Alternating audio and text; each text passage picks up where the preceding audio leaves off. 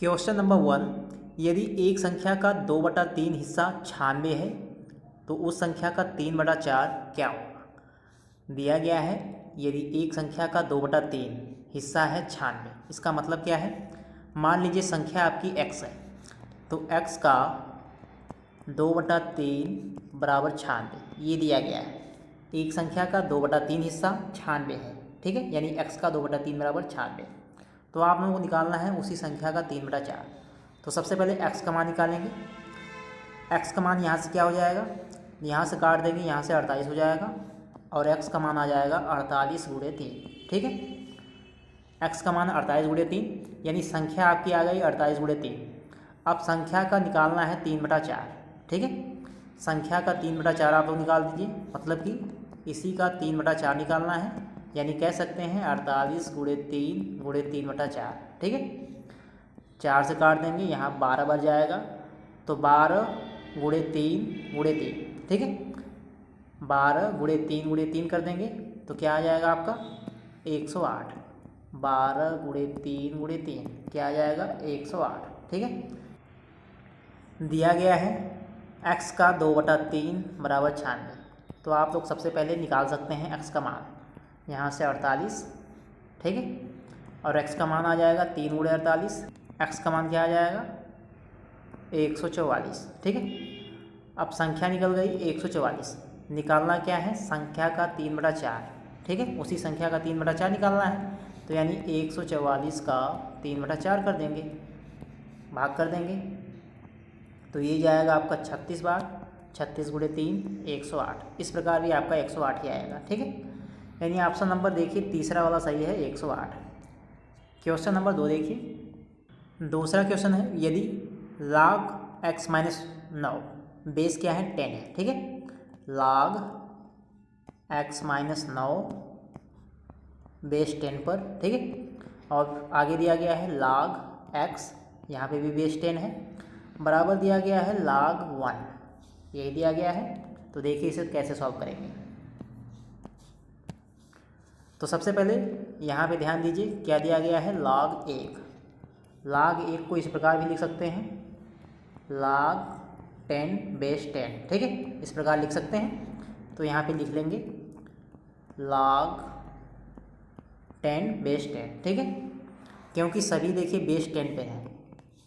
तो यहाँ पे x - 9 बेस 10 और यहाँ पे log x बेस 10। अब देखिएगा ध्यान से, आप लोगों ने पढ़ा होगा log m log n क्या होता है log m × n, यही होता है। तो यहाँ से इस प्रकार इसे भी लिख लेंगे, क्या लिखेंगे log x - 9 × x बेस 10 और यहाँ से log 10 बेस 10, ठीक है। अब देखिए ध्यान से दोनों तरफ log है, कंपेयर कर सकते हैं। जब कंपेयर करेंगे तो ये आएगा x - 9 × x बराबर 10, यही आएगा। अब यहाँ से x का मान निकाल सकते हैं, गुणा कर दीजिए x² - 9x और 10 को इधर लेके आएंगे -10 बराबर 0, ठीक। अब द्विघात समीकरण बन गया, आप लोग हल कर सकते हैं। हल कर लीजिए, x² - 9x -10 बराबर 0 है। इसे हल करेंगे तो ये आएगा -10x + x -10 बराबर 0, x -10 यहाँ से +1 x - 10 बराबर 0। तो x +1 हो जाएगा, x - 10 बराबर 0। x का मान आपका आ जाएगा -1 और 10, -1 और 10। तो ऑप्शन में आ जाइए, देखिए -1 और 10 कहीं पे है, -1 और 10 कहीं पे नहीं है। तो आप लोग ऑप्शन नंबर 5 चूज करेंगे, उपयुक्त में से कोई नहीं। ऑप्शन नंबर 5 आपका सही है, उपयुक्त में से कोई नहीं। क्वेश्चन नंबर 3, तीसरा क्वेश्चन देखिए। 90 किलोमीटर प्रति घंटा की चाल से यात्रा करने वाली ट्रेन 8 सेकंड में एक प्लेटफार्म पर खड़े आदमियों को पार करती है। ट्रेन द्वारा 250 मीटर लंबाई के प्लेटफार्म को पार करने में लगने वाला समय ज्ञात कीजिए। समय यहाँ पे पूछा गया है, समय बराबर आप लोग जानते हैं दूरी बटा चाल होता है। अब दूरी यहाँ पे कहा गया है 250 मीटर लंबाई के प्लेटफार्म को। अब यहाँ पे दूरी क्या क्या होगी, पहले तो ट्रेन की लंबाई होगी, उसके बाद प्लेटफार्म की लंबाई होगी, ठीक है, और उसके बाद स्पीड। अब देखिए कैसे हल करेंगे इसे, ध्यान से देखिएगा। सबसे पहले आप लोग यहाँ से यहाँ तक देखिएगा पहली लाइन में, ठीक है, 90 किलोमीटर प्रति घंटा। स्पीड क्या है, 90 किलोमीटर प्रति घंटा। तो इसे आप लोग मीटर प्रति सेकंड में बदल सकते हैं। कैसे बदलेंगे, 90 गुणे 5/18 कर देंगे, तो ये आपका आ जाएगा 25 मीटर प्रति सेकंड, ठीक है। ये आ गई आपकी स्पीड। अब देखिए यहाँ पे समय क्या है, 8 सेकंड। समय क्या है, 8 सेकंड। तो यहाँ पे देखिए स्पीड और समय पता है, तो दूरी निकाल सकते हैं। दूरी बराबर 4 गुणे समय, तो 25 गुणे 8, 200 मीटर। अब ये दूरी कौन सी दूरी आई है, ये यहाँ पे जो दूरी आई है ये है ट्रेन की लंबाई, ठीक है। ट्रेन की लंबाई क्या आ गई आपकी, 200 मीटर। और यहाँ पे क्वेश्चन में दिया गया है प्लेटफार्म की लंबाई क्या है, 250 मीटर। प्लेटफार्म की लंबाई क्या है, 250 मीटर। इन दोनों को ऐड कर देंगे, क्या आएगा आपका 450 मीटर, 450 मीटर, ठीक है। अब देखिए ट्रेन की लंबाई, प्लेटफार्म की लंबाई कितनी आ गई, 450। और आप लोगों ने स्पीड भी निकाल लिया है। स्पीड क्या है, 25 मीटर प्रति सेकेंड, ठीक है। भाग कर देंगे, आपका क्या आ जाएगा, 18 सेकेंड, ठीक है।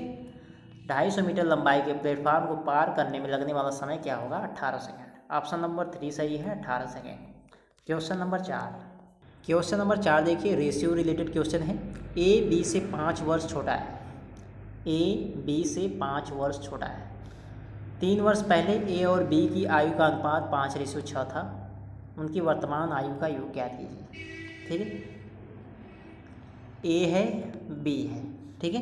कहा गया है ए बी से 5 वर्ष छोटा है, तो बी की मान लीजिए x और ए क्या हो जाएगा, x-5, ठीक है। ए बी से 5 वर्ष छोटा है, बी की मान लीजिए x वर्ष, तो ए क्या हो जाएगा, x-5। अब क्या कहा गया है, यहाँ से देखिएगा 3 वर्ष पहले, ठीक है। तो 3 वर्ष पहले अनुपात निकालना है ए और बी का।